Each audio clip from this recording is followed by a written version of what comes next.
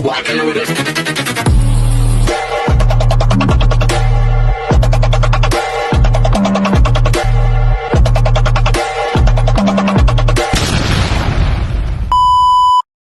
na, usapang kabit naman tayo ngayon.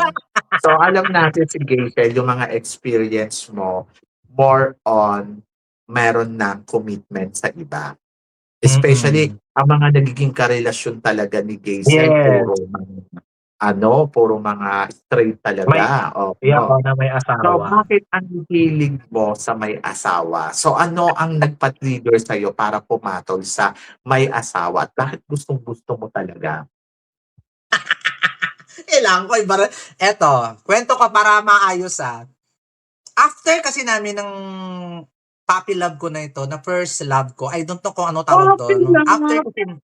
After kasi namin, 15 years old ako, totally wala na kami.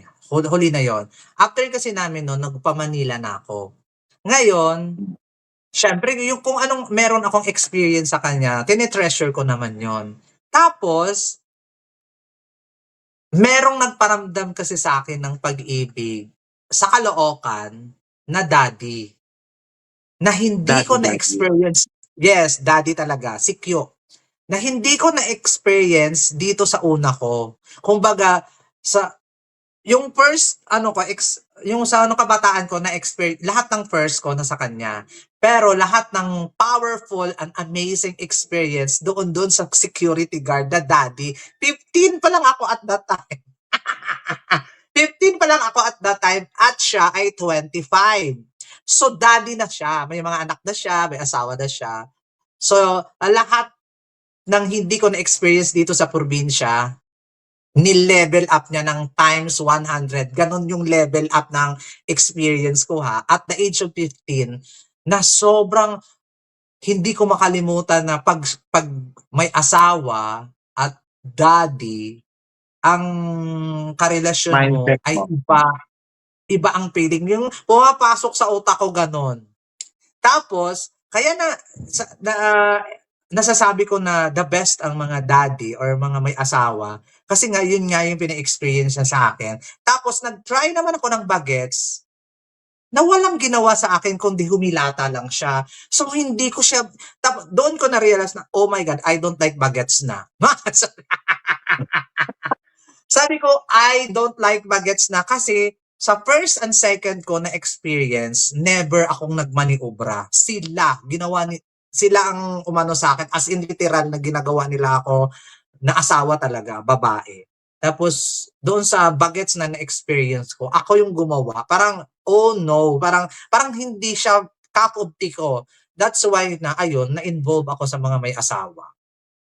Okay, sa mga, ano yung hindi mo, bukod doon sa first mo, ano yung hindi mo makakalimutan na na-experience mo doon sa isa sa mga naging karelasyon mo na may asawa na hanggang ngayon talagang remarkable siya sa akin. Maliban doon sa first Okay. Sa kwento mo, ikaw ba, meron ka bang, yung nahulihan ka ba, kinabahan ka ba, nakumpronta ka ba, yung mga ganon. So, yan. Wala naman akong yung hindi ko makakalimutan na na-experience ko doon sa partner ko na may asawa. Una nag-eksena kami sa bahay mismo niya, sa kwarto mismo nila ng asawa. May-eksena kami doon mismo sa kwarto mismo ng asawa niya kasi yung asawa niya doon sa kwarto ng anak niya kasi umiiyak. Yun yung hindi ko makalimutan na feeling ko mamamatay ako pag nahuli kami nun. Tapos ang buhay ko. Ganon. Na-experience ko yun sa kanya. At na-experience ko sa kanya na alagaan, ipagluto, ipag-grocery. Pag may sakit ako, inaalagaan niya ako, pinupunasan niya ako. Yun yung na-experience ko sa mga may asawa. Super caring at saka tinitreat ka nila as asawa talaga. Tapos, wait lang, ikwento mo yung reaction na, yung di ba, itong may asawa na to kaibigan mo. Yes or no? Okay, kaibigan mo. So, yung first yung may asawa no? No. Kaibigan mo siya. Okay. So, Kasama lang sa paano work. ka napapayag? Yung gusto kong malaman, ikuwento mo yung detalye na itong pinakamasarap mong naging ka-partner na alam mo yon na paano ka napa-oo sa kanya? Kasi siyempre ako naman parang kung halimbawa alam ko ng may asawa 'to, ayoko nga, bahala ka diyan. Kasi may mga nag-offer na rin naman sa akin, sa totoo lang, buntis pa nga yung asawa, eh.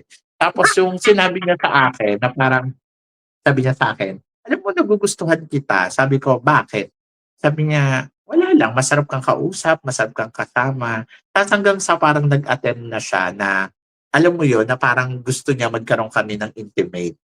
Tapos sabi ko, "Ayoko, may asawa ka." Sabi niya, "Bakit? Hindi naman niya malalaman kahit na niloloko mo pa rin yung asawa mo." So, talagang nag-try siya pero ni-reject ko. Tapos yung pangalawa naman, kaklase ko siya sa script writing. Kasi 'di ba nag-script writing ako noon sa May Diliman. Tapos Mm. kay Ricky Lee. Pagkatapos, so pauwi na kami, galing kami sa collab. Nag-party-party kami tapos pauwi na kami, do'n pa lang sa kotse nahalikan ako. Masarap siya bumalik in fairness, yung alam mo yung hayok na hayok, oo. So yun, so kaya lang parang kasing naiilag ako kasi parang feeling ko nakikita kami do'n sa ano, sa Side driving mirror. mirror, oo. Oo. Tapos pagbaba namin sa Ortigas, sabi niya sa akin, "Tara sama ka sa'kin." Sabi ko, "Saan?" Sabi niya, doon sa ano, sabi niya, "Magmo-mot-mot tayo." Sabi ko, "Ayoko, eh, buntis yung asawa nito." Sabi ko, "Ayoko." Sabi niya, "Ano ka ba?" Sabi niya, "Ako naman magbabayad basta sumama ka lang."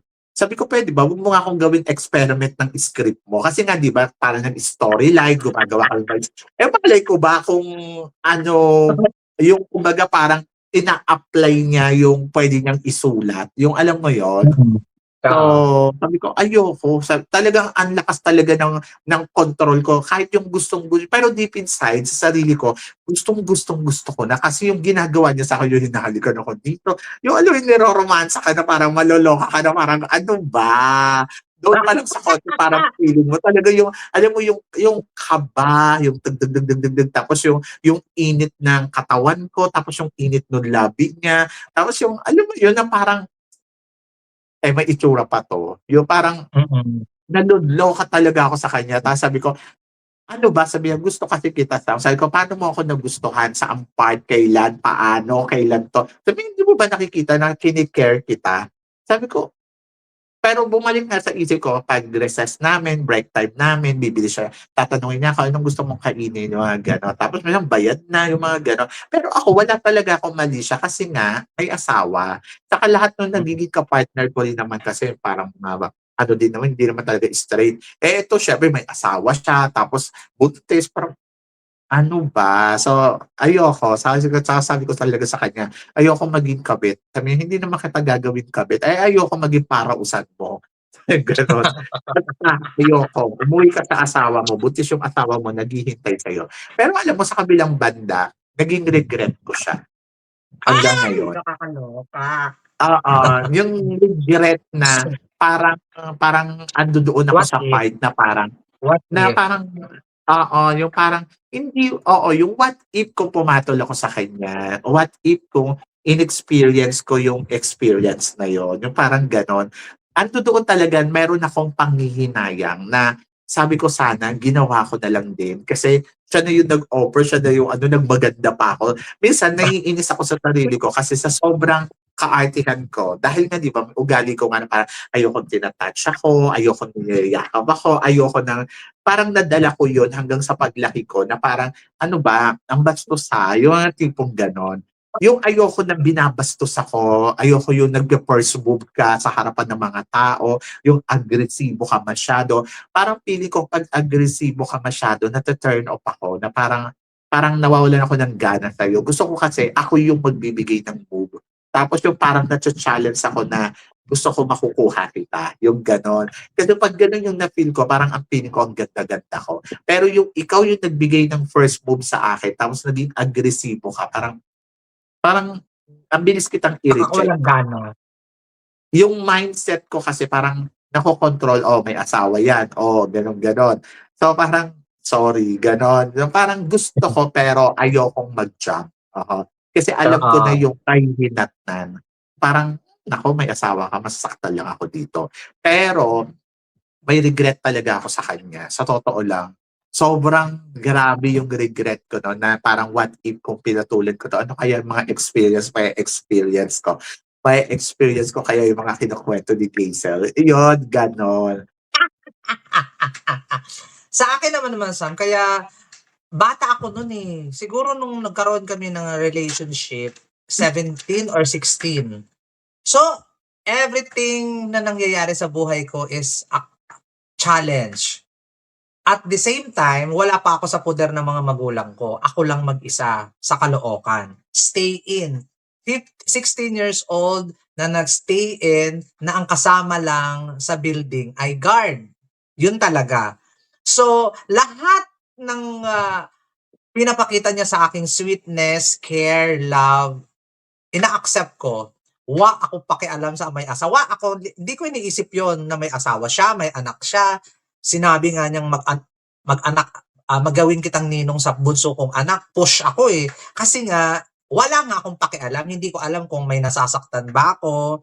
Hindi ko alam na may natatapakang tao ba ako. Kasi nga, at that age, sobrang ano ako, yung longing for jowa kasi nga sa first heartbreak ko, parang sabi ko, ito na yon. Every time naman na may karelasyon, kasabihin mo, ito na yon, last na to. Pero hindi pa din. Pero ayun, parang wala lang akong pakialam. Wala pa kasi realization na may nasasaktan akong tao. That's why na pinatulan ko siya. Pero paano ka niya na-convince? Paano ka napa-oo? Paano ka, sige na nga, parang sige na, gawin nga natin 'to. At that time naman, hindi naman talaga ako in love sa kanya kasi in love ako sa previous ko. Ano siya, dalawa lang naman kami doon sa building. 5-story building yon, tapos kami ng dalawa lang. Isang kwarto lang kami. Double deck, ako sa taas, siya sa baba. Kumbaga, dead man lang ako, as in literal, wala naman ako iniisip, juwain siya kasi nga matanda na siya, ako 16 pa lang. Ganun ang bonggang-bongga. So, every time na maglalabas siya, dinadamay niya yung damit ko. Every time na magluluto siya, sinasama niya ako. Sabi niya, dito ka na, yung ka na ako na bahala. Every time na nagkasakit ako, nandyan siya. Tinutulungan niya ako. At walang moment sa life ko na hindi ko siya kasama. So talagang mahuhulog yung loob mo. Mahuhulog talaga yung loob mo. At the same time, hindi siya nagsisinungaling sa akin. Sinasabi niya na may asawa siya, sinasabi niya yung problema, sinasabi niya lahat tungkol sa tapos ang gaan lang niya, pero wala pang nangyayari ha, wala pang nangyayari. Ang gaan lang niya ang galing lang niya kapiling. Tapos may time na inutangan niya ako. Sabi niya, pautang naman, pambiling gatas ng Junakis. Sabi ko, ito na yon. Sabi ko, baka ito yon. Uutangan niya ako. Pero, nung inutangan niya ako, nung pinangkuan niya ako ng petsa na yon, na nagbayad siya, sabi niya, sorry, wala akong intention na uutangan ka, pero ito magbabayad niya ako. Kasi kapos na nga daw siya. Tapos, parang kinabukasan, after niya magbayad sa akin, may inuman siya ng bonggang-bongga. Tapos, hindi ko alam.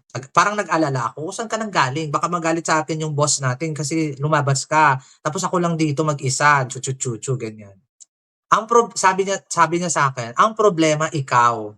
Kasi halatang-halata naman, lahat naman ginagawa ko para magustuhan mo. Ano pa ba ang kulang? Take note, Mama Sam, hindi ako nakasagot na, kasi nga may asawa ka, walang ganon. Sabi ko, ha? Sabi ko, normal ako. Sabi ko, in love ka. In love ka? Akala ko normal lang yun sa friendship, gano'n. Yung i-care niya ako, yung ipagluluto niya ako. Sabi ko, oo, sabi niya, naglasing siya. Tapos gano'n oo, hindi mo ba nahalata? Lahat na ng ginagawa ko, ikaw na lang lahat laging iniisip ko, tapos hindi mo gano'n. Sabi ko, alam mo naman nang may pass ako na hindi ko makakalimutan. Sabi ko, anong gusto mong gawin ko? Sabi niya, ang gusto kong gawin mo, sabi niya sa akin, mahalin mo ko, sabi niya. Kagaya ng pagmamahal ko sa'yo. Doon ako nag-isip, paano kaya siya magmahal? Kasi na-experience ko na rin magmahal. At tapos sa unang heartbreak ko kasi na-experience ko talagang masaktan na hindi kumakain, tumutulo yung luha ko pag kumakain sa sobrang sakit. Doon ko naisip na ano, siguro hindi pinatulan ko siya hindi dahil sa pagmamahal, dahil sa gusto kong ma-experience kung paano ang minamahal. Ganon. At So, go! Take note, Mama Sam, nung sinabi kang, "O sige," sabi kong ganon, "tayo na." Sobrang saya niya, niyakap niya ako, tapos, "Dito ka lipat, dito ka na, dito ka na matutulog sa ilalim, sa taas, gawin na natin yung mga lagayan ng gamit natin." Nung first night namin, wala talaga. As in literal na wala. As in nakayakap lang siya at saka ang saya-saya lang namin together na kaming nagmamahalan. Dumating na sa punto na mga 1 month na wala talagang nangyayari, literal. Walang nangyayari. Sabi niya, "Okay, first time mo ba?" Si bakla, ako. Sabi ko, "Oo." Kahit na may experience na ako, grade 4 pa lang na-experience ko na, eh, 'di ba? Sabi ko, "Oo." Sabi niya, "Okey lang ba sa'yo na may gagawin tayo?" "Ano 'yun?" Ganyan ako. inocente. Nag-e-expect na ako na may mangyayari sa amin after ko siyang sinagot. Ayaw lang niyang mag-first move, at the same time ayaw ko rin mag-first move. Tapos ayun yung eksena may nangyari. Tapos ayun, siya ang nagpa-experience sa akin ng lahat-lahat talaga na puwedeng gawin ng mag-partner. Ay, Nakakaloka yun. So, yung time ding yun, nakikipagkompetensya ako sa asawa. Na to the point na, "Magaling ba asawa mo? Ganito ba ang asawa mo?" Nagluluto na rin ako para mas masarap pa sa yung asawa mo, mga gano'n. "Mas masarap ba yung luto ko kaysa sa asawa mo?" Mga gano'n. Lahat ng ginagawa ko ay kompetisyon doon sa asawa niya. So, at na-appreciate niya ako na kakaiba daw ako, iba daw ako. Pero hindi niya alam na yung purpose ko is competition doon sa asawa. Kasi ayaw kong iwanan niya ako. Gano'n ah, na eksena namin dalawa. ang ganda naman.